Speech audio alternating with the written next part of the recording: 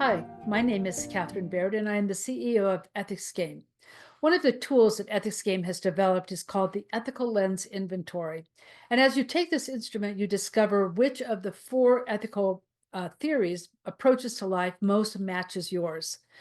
Over the years that we've introduced it, we've had more than 700,000 people have taken this instrument. And so we begin to see patterns. And one of the questions I get asked is, are there any differences in the demographics that you see? Interestingly, we don't see any differences in race. We don't see any differences in age. We don't see any differences in placements of community, even though we've done it globally. The only difference we see is gender.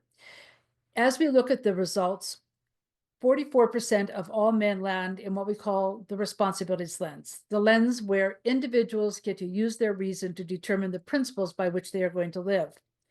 44% of women land in what we call the reputation lens, members of the community determining together, following their heart, what is going to count for ethical excellence.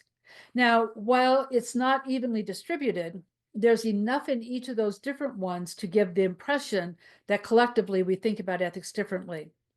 In fact, when people looking at ethical maturity began doing so, they discovered there was a difference in how men and women looked at what is the ethical thing to do.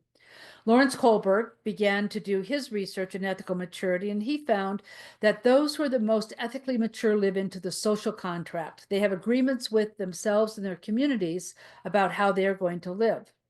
Norma Hahn, who was sort of puzzled by that research, looked at how do women look at ethics?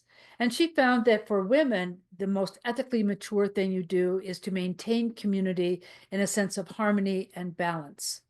Now, the question becomes, is this genetic, which we call determinism, or is it socialized, which is more of the how I was raised? I personally come down on the socialization side of life. However, there are arguments that say that women, because they had to raise children, took a longer view of what was in fact the way to build community.